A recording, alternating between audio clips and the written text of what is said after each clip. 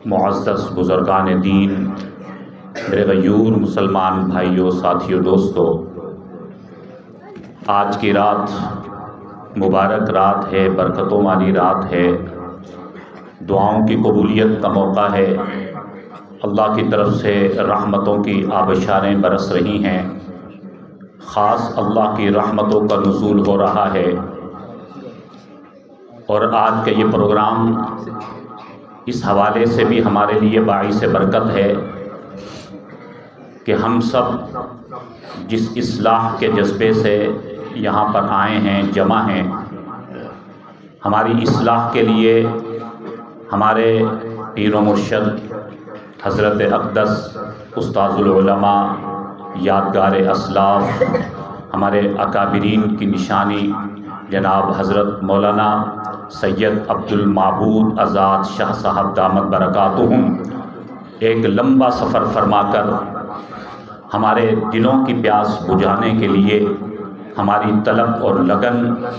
کے مطابق ہماری اصلاح فرمانے کے لیے تشریف لائے۔ یہ ہمارے لیے اعزاز کی بات ہے، اس پر ہمیں اللہ کا شکر ادا کرنا چاہیے۔ ایک وقت تھا کہ جب اصلاح کے لیے ہمیں سفر کرنے ہوا کرتے تھے، آج اللہ کا یہ کرم ہے کہ یہ اللہ والے ہمارے شہر میں آئے اور ان سے ہمیں سیکھنے کو مل رہا ہے۔ الحمدللہ وقتاً فوقتاً اپنے اکابرین سے ہم اپنی اصلاح کرواتے ہیں، اور آج بھی انشاءاللہ میں بھی اسی جذبے کے ساتھ آیا، آپ بھی اسی جذبے کے ساتھ یہاں جمع ہیں، اور انشاءاللہ ہم اپنے حضرت والا سے تفصیلی بیان بھی سنیں گے، اپنے ایمان کو بھی تازہ کریں گے، اور پھر انشاءاللہ جو ذکر کی مجلس ہوگی انشاءاللہ اس سے بھی ایمان کو مزید جلا ملے گی، اور انشاءاللہ ایمان کو پختگی نصیب ہوگی۔ یقیناً میرے لیے بھی یہ ایک مشکل مرحلہ ہے کہ حضرت والا تشریف فرما ہیں، لیکن ہمارے میزبان برادر مکرم، برادر کبیر جناب بھائی ماسٹر رمضان صاحب کا حکم ہے کہ میں نے 11 بجے تک بات کرنی ہے۔ بہرحال حضرت کی توجہ اور حضرت کی شفقت اور محبت کے ساتھ انشاءاللہ بڑوں سے سنی ہوئی، حضرت سے سنی ہوئی چند باتیں اپنی اصلاح کی نیت سے بھی، سب کی اصلاح کی نیت سے انشاءاللہ گوش گزار کرنا چاہتا ہوں۔ میرے مسلمان بھائیوں، اللہ تعالیٰ نے اتنا بڑا نظام کائنات چلایا، وَإِن تَعُدُّوا نِعْمَةَ اللَّهِ لَا تُحْصُوهَا، اللہ نے ہم انسانوں کے لیے بے شمار نعمتوں کو مسخر فرمایا، اللہ نے ہم انسانوں کو اتنے انعامات عطا فرمائے، اللہ نے ہمارے لیے اتنی نعمتیں نازل فرمائی کہ اگر ہم گننا چاہیں اللہ کے احسانات کو، اللہ کی نعمتوں کو، اللہ کے اکرامات کو، لا تحصوها، ہم گن نہیں سکتے۔ اللہ نے یہ پورا نظام کائنات ہم انسانوں کے لیے بنایا، آسمانوں کا نظام، ستاروں کا نظام، اور پھر سورج کا نظام، اور یہ زمین کا اتنا بڑا نظام اللہ نے ہم انسانوں کے لیے بنایا۔ لیکن ہم انسانوں کو اللہ نے کیوں دنیا میں بھیجا؟ کیا دنیا میں آنے کا کوئی مقصد نہیں ہے؟ دنیا میں کوئی بھی چیز ایسی نہیں ہے جو بغیر مقصد کے وجود میں آئی ہو، چاہے کوئی ادنا سے ادنا چیز کیوں نہ ہو،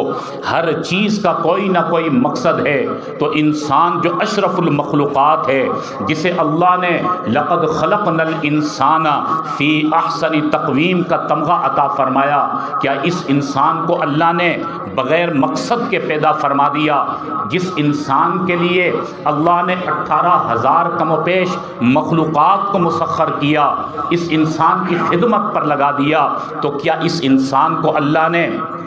بغیر مقصد کے پیدا کیا۔ وما هذه الحیات الدنیا الا لہو ولعب، یہ دنیا کی زندگی کھیل کود کے لیے نہیں ملی ہے۔ اللہ نے جو نظام کائنات چلایا یہ صرف کھیل کود کے لیے نہیں چلایا ہے۔ دنیا میں چھوٹی سی چھوٹی چیز کو دیکھ لیں، اس کا ایک مقصد ہوتا ہے، اور یہ جب تک کوئی بھی چیز اپنے مقصد پر عمل کرتی ہے، اپنے مقصد کے مطابق چلتی ہے، اس چیز کی حیثیت ہوتی ہے، اس کا مقام برقرار رہتا ہے۔ لیکن اگر وہ چیز اپنے مقصد سے ہٹ جاتی ہے تو اس کی ویلیو خراب ہو جاتی ہے، اس کا مقام خراب ہو جاتا ہے۔ علماء نے اس کی مثال لکھی، ہم یہ پنکھا اپنے سروں پر سجاتے ہیں، پنکھا اس کا مقصد ہے ہوا دینا، جب تک یہ پنکھا ہوا دیتا رہتا ہے ہم اسے اپنے سروں سے بھی اوپر سجا کر رکھتے ہیں، اس کی اہمیت ہوتی ہے، اس کی صفائی کی جاتی ہے، اس کو قدر کی نظر سے دیکھا جاتا ہے کہ ہمیں یہ ہوا دے رہا ہے۔ اور اگر یہ پنکھا اپنے مقصد سے ہٹ جاتا ہے اور ہوا دینا بند کر دیتا ہے،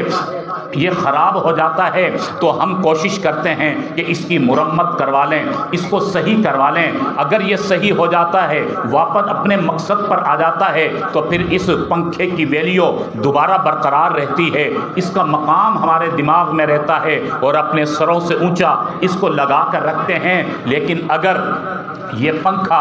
صحیح نہیں ہوتا، اپنے مقصد سے ہٹ جاتا ہے، ہوا دینا بند کر دیتا ہے، تو کبھی بھی کوئی ذی شعور انسان عقل مند اس کو اپنے سر پر نہیں سجائے گا، بلکہ وہاں سے اتارے گا، کباڑ خانے کی نظر کر دے گا، یا اس کو لوہے کے بھاؤ بیچ دے گا، اس کی حیثیت ختم ہو گئی۔ کہاں تو اس کا اتنا بڑا مقام تھا، لیکن جب اس پنکھے نے اپنے مقصد کو چھوڑ دیا تو اس کو اٹھا کر پھینک دیا جاتا ہے۔ بالکل اسی طرح میرے بھائیوں، ہم انسانوں کا بھی اللہ نے ایک مقصد بنایا ہے، ہمارا بھی ایک مقصد حیات ہے۔ جب تک ہم اپنے مقصد حیات پر چلیں گے، اپنی زندگی کے مقصد کو سمجھیں گے، ہم اشرف المخلوقات ہونے کے مستحق رہیں گے۔ ہم اپنے مقصد پر چلیں گے، ہماری حیثیت بھی ہوگی، ہمارا مقام بھی ہوگا، ہمارا مرتبہ بھی ہوگا، اللہ کی مدد و نصرت کے ہم حقدار بھی بنیں گے۔ اور اگر ہم نے اپنے مقصد کو چھوڑ دیا،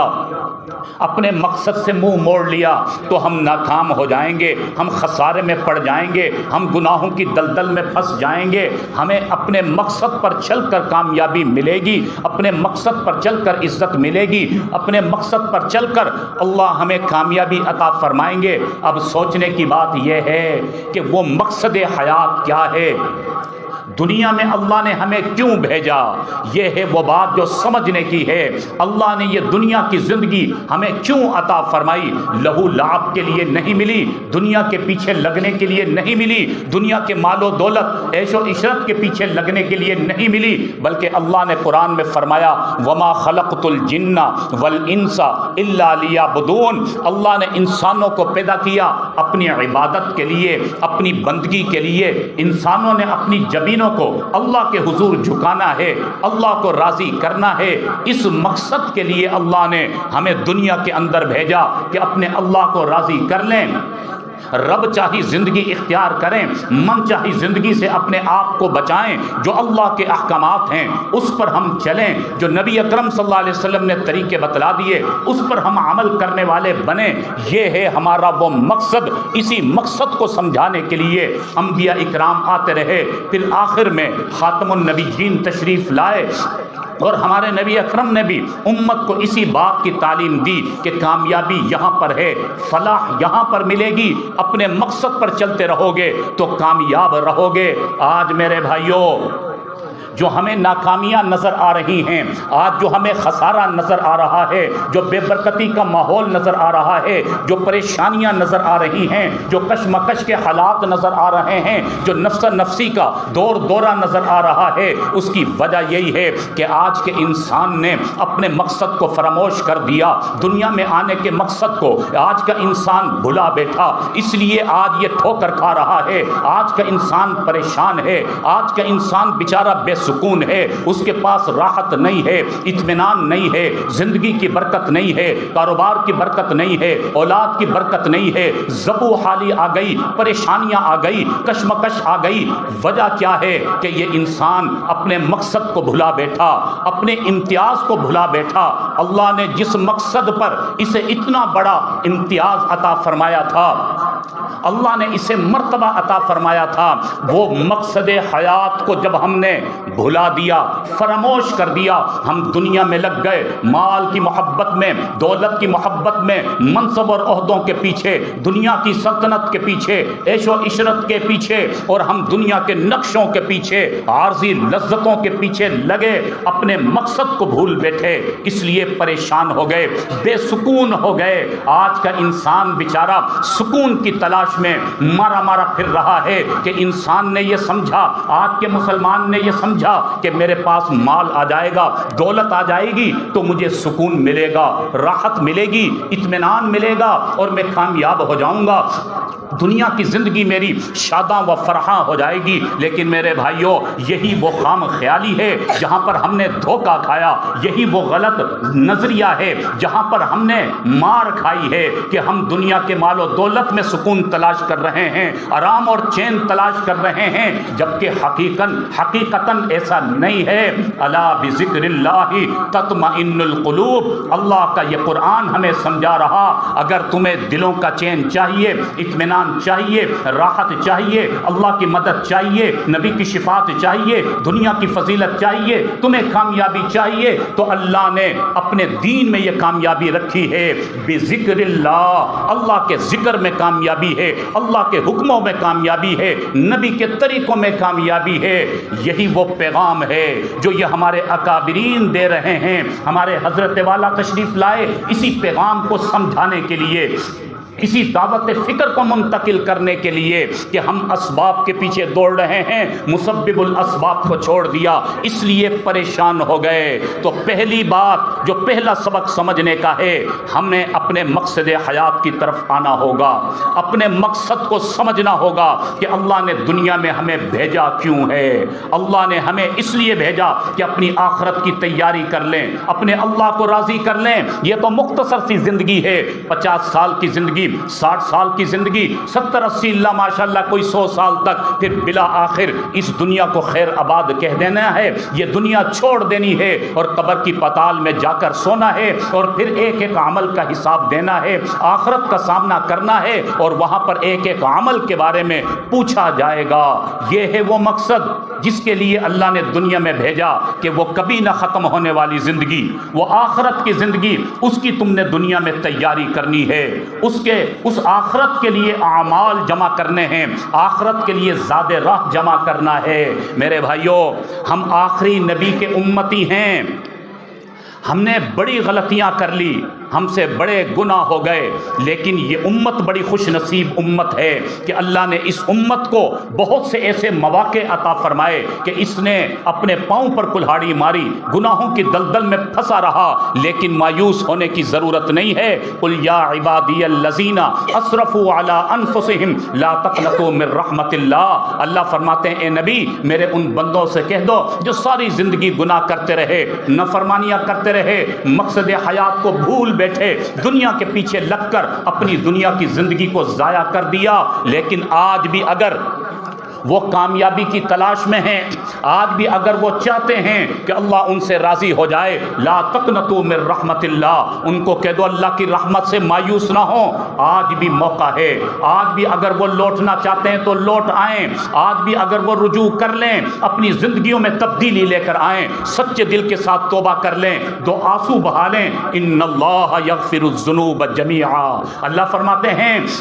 میرے بندے میری بندیاں جب سچے دل کے ساتھ توبہ کریں گے، جب سچے دل کے ساتھ آنسو بہائیں گے، معافی مانگیں گے، میں ان کے سارے گناہوں کو معاف کر دوں گا، مجھے کوئی پوچھنے والا نہیں ہوگا۔ ہمارے اللہ تو میرے بھائیوں ہماری توبہ کے منتظر ہیں۔ آج کی یہ رات ہے جسے شب برات کہا جاتا ہے، حضور صلی اللہ علیہ وسلم نے ارشاد فرمایا کہ جب شب برات ہوتی ہے، یہ 15ویں شب ہے، اس رات میں غروب آفتاب کے وقت سے ہی اللہ رب العالمین اپنے بندوں کی طرف متوجہ ہو جاتے ہیں اور اللہ کی طرف سے اعلان کیا جاتا ہے. گویا کہ حدیث کی روح سے اس وقت اعلان ہو رہا ہے, اللہ کی طرف سے ندا لگ رہی ہے, اللہ کی طرف سے صدا لگ رہی ہے. اللہ فرما رہے ہیں, ہے کوئی آج کی رات میرا بندہ میری بندی آج جو مجھ سے کچھ مانگے میں اسے عطا کروں, ہے کوئی مجھ سے مانگنے والا میں اس کی مرادوں کو پورا کروں, ہے کوئی مجھ سے اپنی بخشش چاہنے والا آج اسے بخشش کے پروانے عطا کر دیے جائیں, ہے کوئی مجھ سے آج مغفرت مانگنے والا میں مغفرت اسے عطا کر دوں, ہے کوئی بیماریوں میں شفا مانگنے والا آج کی رات اسے شفا دے دی جائے, ہے کوئی روزی کی برکت مانگنے والا آج کی رات روزی کی انہیں برکت دے دی جائے. یہ اعلان کون کر رہا ہے میرے بھائیوں؟ ہمارے اللہ اعلان کر رہے ہیں, آج کی رات اعلان کر رہے ہیں. گویا کہ اللہ خود فرما رہے ہیں, آؤ مجھ سے لے لو, مجھ سے مانگ لو, اپنی مرادوں کو پورا کر لو, آؤ تمہیں سکون بھی ملے گا, راحت بھی ملے گی, آؤ میرے قریب آؤ, تمہاری کامیابی آج تمہیں دے دی جائے گی, تمہاری ناکامیوں سے تمہیں بچا لیا جائے گا. وہ آج کی رات ہے جو اللہ کی طرف سے یہ اعلان ہو رہا ہے. خوش نصیب ہیں وہ لوگ جو آج کی رات اللہ کی طرف متوجہ ہو کر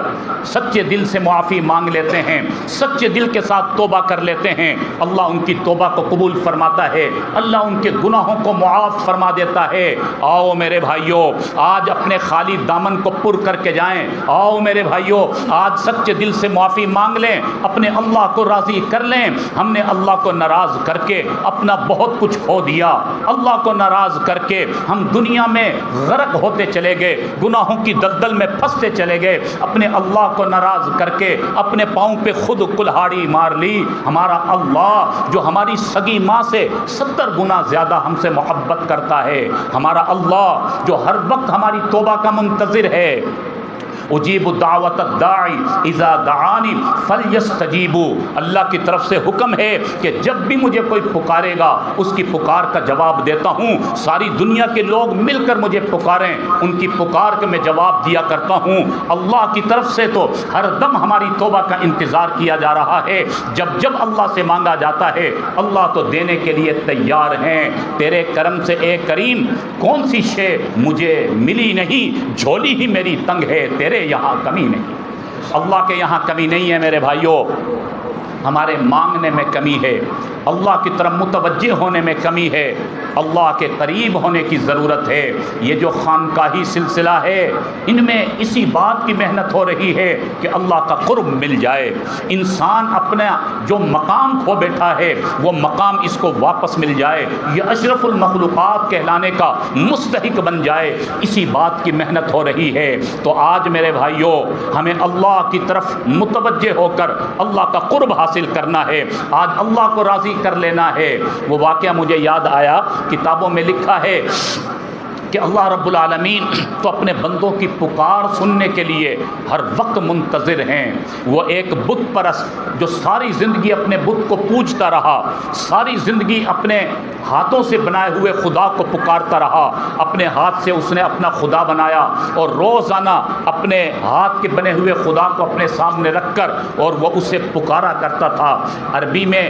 خدا کو بت کو صنم کہا جاتا ہے. کتابوں میں لکھا وہ روزانہ اپنے بت کے سامنے کبھی سجدہ کرتا, کبھی رکوع کرتا, کبھی اپنی جبین کو جھکاتا, یا صنم میرا فلاں مسئلہ حل کر دے, یا صنم میرا فلاں مسئلہ حل کر دے. ہر وقت وہ اپنے صنم کو پکارا کرتا, لیکن صنم نے اس کی بات کہاں سننی تھی, وہ تو خود اس کے اپنے ہاتھ سے بنا ہوا, وہ تو خود معذور تھا. روزانہ وہ اپنے صنم کو پکارا کرتا,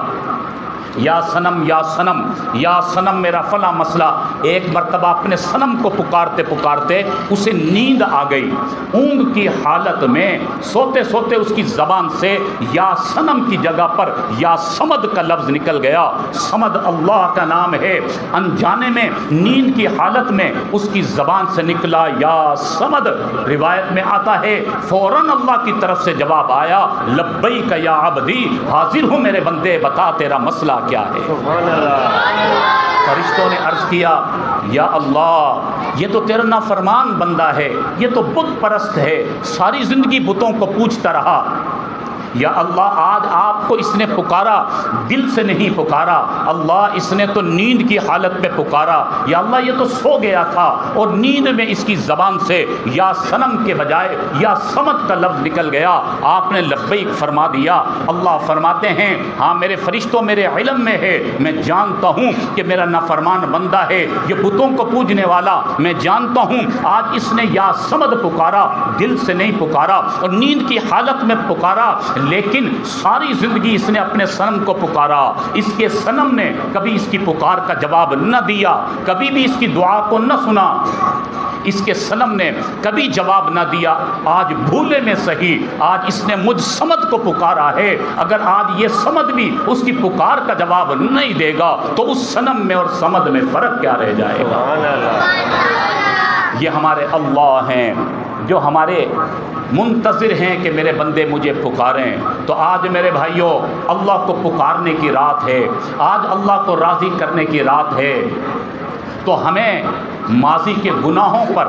توبہ کرنی ہے، سچے دل سے اللہ سے معافی مانگنی ہے۔ سچے دل کے ساتھ جب توبہ ہوتی ہے تو اللہ سارے گناہوں کو معاف فرما دیتے ہیں۔ التائب من الذنب کمن لا ذنب لہ، ہمارے نبی نے فرمایا سچے دل کے ساتھ توبہ ہوگی تو اللہ ایسا بنا دیں گے جیسا کبھی اس نے گناہ کیا ہی نہیں ہے۔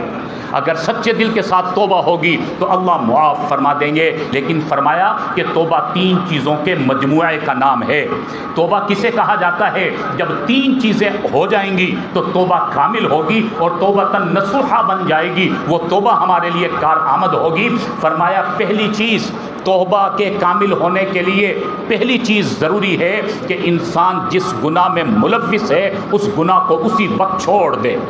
گناہوں کو اسی وقت چھوڑ دے۔ مثلا ایک انسان وہ سود کے گناہ میں ملوث ہے، اب وہ اللہ سے توبہ کر رہا ہے لیکن اس گناہ کو ترک نہیں کر رہا، اس گناہ کو چھوڑ نہیں رہا ہے۔ اگر گناہ کو نہیں چھوڑے گا تو توبہ کامل نہیں ہوگی۔ توبہ کے لیے پہلی شرط یہ ہے کہ انسان اس گناہ کو اسی وقت چھوڑ دے، فوراً اس کو ترک کر دے۔ اس کے بعد دوسرے نمبر پر کہ اس کی ندامت اس کے دل میں ہو، جو بھی اس نے گناہ کیے اس کی ندامت اس کے دل میں ہو کہ میں نے غلط کیا، نافرمانی کی، اپنے اللہ کو ناراض کیا۔ اور تیسرے نمبر پر فرمایا کہ آئندہ گناہ نہ کرنے کا عزم ہو، آئندہ گناہ نہ کرنے کا عزم کہ یا اللہ اس سے پہلے تو میں نے بہت سے گناہ کیے لیکن آئندہ میں گناہ نہیں کروں گا، آئندہ یا اللہ میں اپنے آپ کو گناہوں سے بچاؤں گا۔ جب یہ 3 چیزیں ہو جائیں گی تو توبہ کامل بن جائے گی، یہ توبۃ نصوحہ بن جائے گی۔ تو اس لیے یہ 3 چیزوں کو یاد رکھنے کی ضرورت ہے۔ اور میرے بھائیوں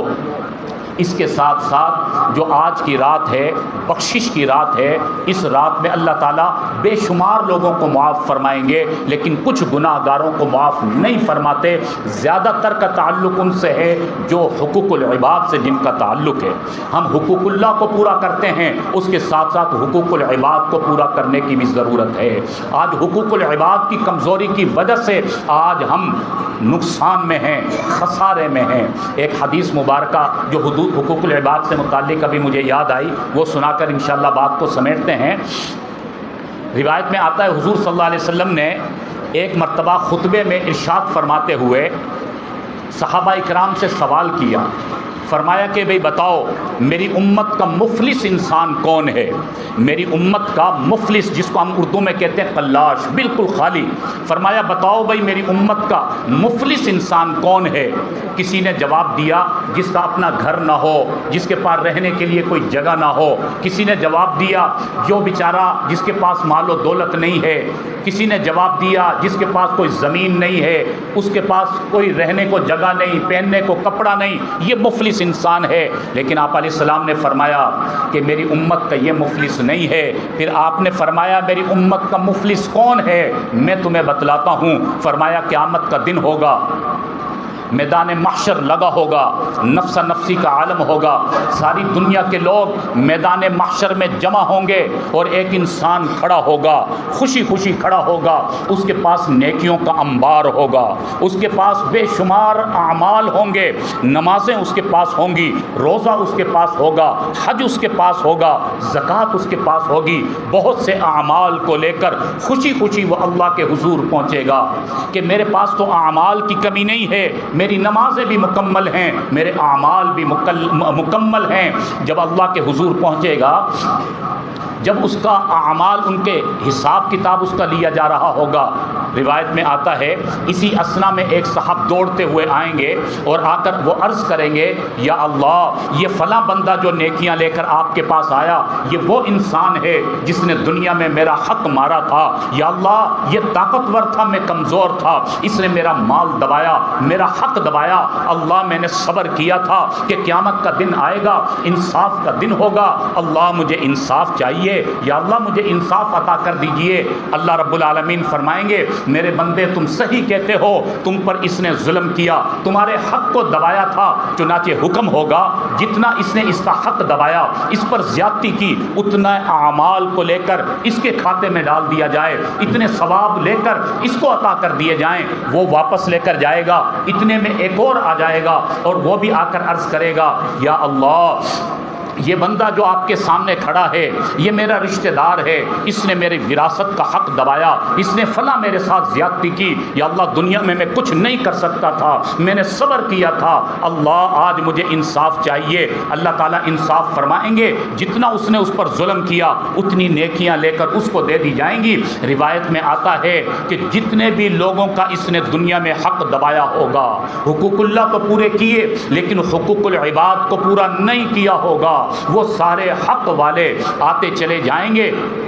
اور اس کی نیکیاں اور اعمال لے لے کر ان کے کھاتے میں ڈالی جاتی رہیں گی۔ پھر ایسا وقت آئے گا کہ اس کی نیکیاں بھی ختم ہو جائیں گی۔ کہاں تو یہ اعمال کا گٹھڑا لے کر آیا تھا، اب حال یہ ہے کہ اس کی نیکیاں ساری ختم ہو گئی لیکن حق والے ختم نہیں ہوں گے۔ جن پر اس نے زیادتی کی تھی، جن کا دل دکھایا تھا، جن کے ساتھ گالم گلوچ کیا تھا، جن پر لان تان کیا تھا، جن کو تکلیف پہنچائی تھی، وہ ختم نہیں ہوں گے۔ فرمایا کہ وہ آتے چلے جائیں گے، حکم ہوگا کہ آج تو انصاف کا دن ہے، چنانچہ